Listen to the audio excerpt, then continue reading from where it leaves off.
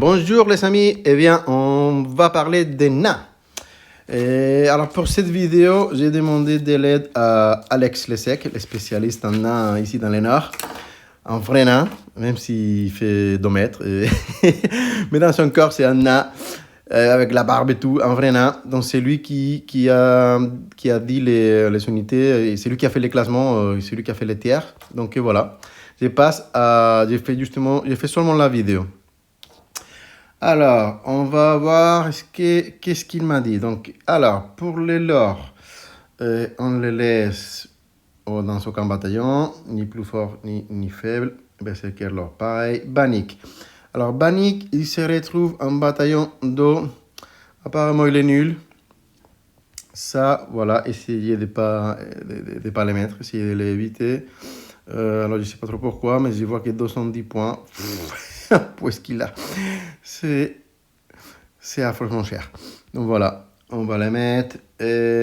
Ok, Faber, apparemment, bon, il est bien. Le seigneur sur ours, bien sûr. Lui, il m'a dit d'effectivement les mettre dans les bataillons 1. Je pense que ça, ce n'est pas une surprise. Lui, il est toujours fort. Les éditions dès qu'ils sont voir, il passe. Que lui, il est toujours aussi fort. Berserker, là, non. Après, les personnages. Les maîtres des runes. Donc, lui, avec un benchant. Et le fait qu'il soit motivant aussi. Donc, ça fait les petits sorciers, entre guillemets, motivant avec un sort à l'occasion benchant. C'est ce qu'il conseille. Et là, ce qui fait qu'il est vraiment bien en plus, c'est que là, avec les ordres, il pourra toujours faire la nouvelle ordre qui fait un plus 1 en force. Donc, plus 1 en force, plus un benchant. Donc, à lui tout seul, il peut faire un plus 2 à la force des unités. Donc, imaginez ça sur une ordre. C'est vraiment très fort. Qu'est-ce qu'on a d'autre après, bon, Flameprest, il a rien dit. Le capitaine, lui, il m'a dit qu'il est nul. Le capitaine. On va au bataillon d'eau pour le capitaine.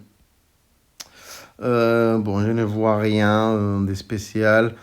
C'est les personnages typiques à pied, pas cher. En revanche, les mouvements 4 et tout. Ouf. Bon, c'est vrai que je ne vois pas ce qu'il peut apporter à une liste. Hein. Je ne sais pas si dire qu'il est nul, mais si vous le mettez, c'est que certainement vous êtes en train de ne pas mettre d'autres héros qui sont vraiment plus intéressants. Peut-être que ça vient de là. Le War Smith, l'ingénieur, eh bien, lui, il m'a dit qu'il faut le mettre. Si on joue des tirs, donc ça, c'est les sessions, on les met dans les bataillons 1. Si on joue des tirs à côté, donc voilà, aura élite pour toutes les machines de tir, etc. Donc voilà, il est bien. On continue. Les Ironclad, on est déjà dans les unités basiques. Les Ironclad, on va les mettre en bataillon 1, régiment Horde. Donc, par rapport à tous les autres régiments d'infanterie, ce qu'il me dit, c'est que ils sont toujours bien, tous les infanteries. Ça dépend si on veut du tir, on a les arcabusiers. Si on est vraiment avoir plus de lanciers, on a des lanciers. Les Silverbreakers pour la plus de force. Ça dépend de ce qu'on veut faire avec ça. Ils sont tous bien. Seulement les nains, les Ironclad, ça sort de l'eau. Donc voilà, j'imagine que c'est plutôt une question qualité-prix. Ça ne m'étonne pas. Donc voilà, c'est la meilleure unité de toute façon, d'après lui. Mais bon, les autres, ils sont toujours bien. Donc on passe, ils sont tous les autres corrects. Mais on met que l'Ironclad en bataillon 1. Spécialiste, bon, Iron Guard, pareil, ils sont bien, mais pas au point de mettre en bataillon 1. Berserker, pareil, ils sont bien. Rangers, pareil, ils sont bien. En fait, la plupart de l'armée, elle est correcte. C'est ce qu'il m'a transmis. On va mettre en bataillon 1 aussi la cavalerie. Je pense que c'est aussi un rapport qualité-prix assez bon. Donc on les met aussi, on est en bataillon 1, on les met en bataillon 1 si on peut avec les bottes, bien évidemment. Et les Sharpshooters, on est déjà en support. Alors les Sharpshooters, on va les mettre en bataillon 2. D'après Alex, il ne peut pas supporter la comparaison avec les machines de guerre, qui sont ici tous en support. Donc c'est ça la principale raison. Donc voilà. Est-ce que j'ai rien oublié? Non, on est en support. Il y a la concurrence ici en support, hein. Il m'a dit de mettre les troupes des corbeaux en bataillon 1. Donc notamment, c'est pas que l'unité en soi-même elle est craquée, quand on regarde les stats, etc.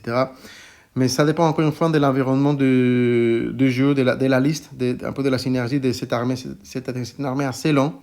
Il n'y a aucune chaff. Les mastifs ils sont disparus. À part que la cavalerie, il n'y a vraiment rien en vitesse, rien qui va vite. Donc effectivement, dans une armée comme ça, on a encore plus besoin d'unités qui soient rapides. Donc je pense que c'est ça la principale raison de mettre, si vous pouvez, c'est un must-have ici, si on peut mettre les corbeaux. Ça c'est vraiment bien. Et les Juggernauts, enfin non, ça c'est qui? C'est les Bémont? Non, c'est les Juggernauts. Ils sont bien, mais un petit peu chers quand même, mais bon, sans plus, correct. Les Behemoth, donc, il est très bien, très fort, mais quand même cher. Donc, bon, c'est pas non plus obligatoire de les mettre, mais tout en restant très correct. Il m'a pas parlé d'élémentaire, donc voilà, juste correct. Les machines, elles sont tous bien, pas obligé de les mettre, ça reste correct. Donc au final, on va passer. C'est-à-dire qu'on va aller au récapitulatif. Donc bataillon 1, les personnages sur ours, tout ça, tout ça, tout ça. Et les bataillons d'eau. Ah, il me manque quelque chose dans les bataillons d'eau, dans les nuls, les surf-troopers. Attends, je vais les mettre. On va mettre les surf-troopers en troupe dans les nuls. Dans les nuls. Mais bon, c'est une liste où tout est correct. Tout est correct, il n'y a pas grand-chose qui est nul. Vous avez vu, il n'y a vraiment que 3 unités qu'il faut éviter. C'est le plus important. Et bon, je pense qu'avec les ordres, surtout la nouvelle ordre qui donne plus en force, c'est vraiment bien. En plus en force, vraiment, c'est super. Parce qu'en plus, si on est engagé au corps à corps, on a cet ordre-là, de plus en force. Si on n'est pas engagé, on peut lancer l'ordre pour lancer des chiens. Donc, quoi qu'on fasse, on a toujours une ordre intéressante à lancer. Donc, ça, c'est vraiment très important et pas toutes les armées sont ça. Donc, c'est intéressant. Cette dernière ordre, elle est assez forte. Je pense qu'il est même plus fort que la Green Rush. C'est sûr qu'il est plus fort que la Green Rush actuelle. C'est plus ça en force. Ça fait vraiment, sur une horde, ça peut peut-être faire devenir un peu les nains, les pousser un petit peu plus à jouer des ordres à la place des régiments. Si on sait qu'on aura un plus en force comme ça. Mais voilà, ça reste correct. Et ici, c'est voilà, le tiers il est fait. J'espère que la vidéo elle vous a plu. Elle est courte, mais je pense efficace. Voilà. Bonne journée à tous. Salut.